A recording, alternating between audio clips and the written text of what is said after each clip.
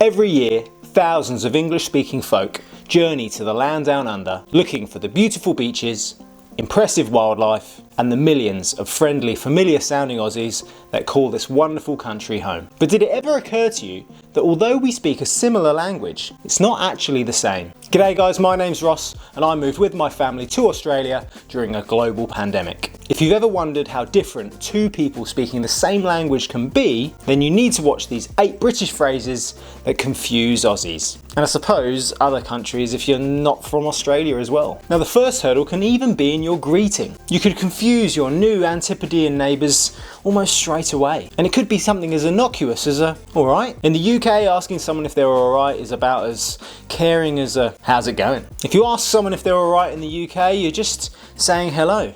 You don't really care how they feel. But in Australia, that can be seen as a question of concern. Asking someone if they're alright can raise questions of mental well-being, but we don't actually care. We probably care about as much as when you ask us, how's it going? Or the one that still confuses me when someone says, how are you? I'm okay. I guess I'm okay. That's exactly how Australians feel when we ask them if they're alright. Alright. Now the second one, I have to be honest, since living in Australia, I don't really say it as much. But if I was to say to you, I've got the hump, what would that mean? In England, if you've got the hump, you're kind of mildly annoyed. Or in Australia, you could be a little bit cranky, perhaps pissed off, or one of my favourite Australian sayings, you could be spewing, which also kind of means something else in England. Maybe had a few too many beers or you've got a bit of a dicky tummy. Oh my god, am I opening up a Pandora's box of all these different phrases? Now number 3, I still like to kind of say it, purely because I don't really like the Australian meaning for the word. But if something is pants, how can it be pants, you're wondering? Now for lots of people around the world, not just Australia,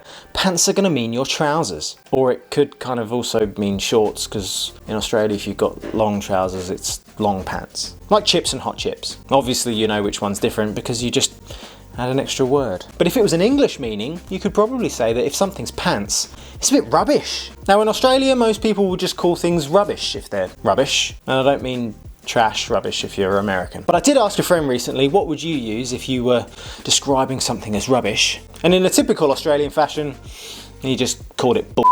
I guess that kind of makes sense. Now my 4th phrase that confuses Australians is also going to confuse a few more of you. But what do you think when I describe something as thick? Now I try not to think about Kim Kardashian most of the time, but when I'm thinking that something is thick, I'm not always thinking about the derriere of women. Or men, whatever you're into, it's 2022. But in England, if you say that something's thick, you're probably talking about a person. And yeah, you're still thinking about big bums. But if you're thick, you're a bit stupid. Which English people would probably say that you're thick if you're thinking that thick means something else than thick. Say that 5 times fast. But in Australia, if you want to refer to someone's intelligence, they just name you after an animal. And not just any animal, but an animal on fire. If you're being a bit stupid, you could be a galah, which apparently is a stupid bird. They're not that stupid, I think they're quite pretty, apart from when one kind of chewed my foot, I think. But I don't know who came up with it that thought, if you're really stupid, let's set the poor bird on fire. And then you become a flaming galah.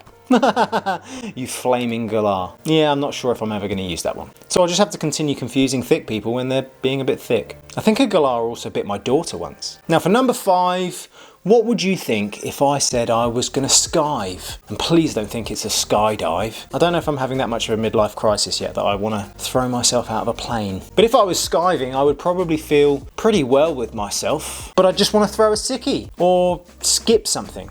In Australia, again, they've opted for the animal references. And if you want to skip something or skive something, then you just wag, like a dog's tail, I guess. Or if you're skiving, you're wagging. Don't get me wrong, a lot of these Australian phrases I do try to adopt into my own vernacular now.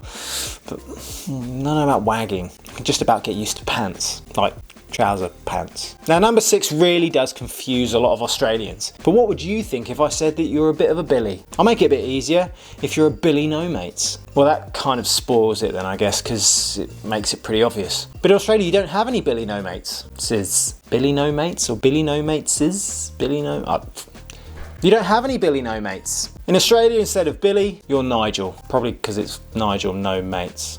Do Australians love alliteration? Or maybe it's the fact that they've already got a billy, and that's an outdoor kettle. This next one, depending on where you're from in Australia, might not really confuse you. But what do you think if you're being cocky? Lots of people sometimes say that I'm cocky, and I'd just like to think it's my overindulgent confidence, which isn't really a better thing either. But if you're being cocky, you're kind of bigging yourself up a little bit. Not in a bad way. I suppose it's good to be cocky sometimes. But a cocky in Australia is a farmer, and I don't really know why that's a cocky. Can someone tell me in the comments down below, why are Australian farmers called a cocky? And I know I could just ask Google, but I guess I'm being cocky now and I'm expecting a keyboard warrior to tell me why an Australian farmer is called a cocky. I can hear the keys on the keyboard right now. And my last one, I guess I never really used, and this one maybe actually confused me because it's used quite a lot in Australia. But what does swag mean to you? I know what it means if someone's got swagger. They might feel a little bit cocky or confident in themselves. Or I guess if I was a bank robber, isn't that what they used to write on the bag of cartoons as they run from the bank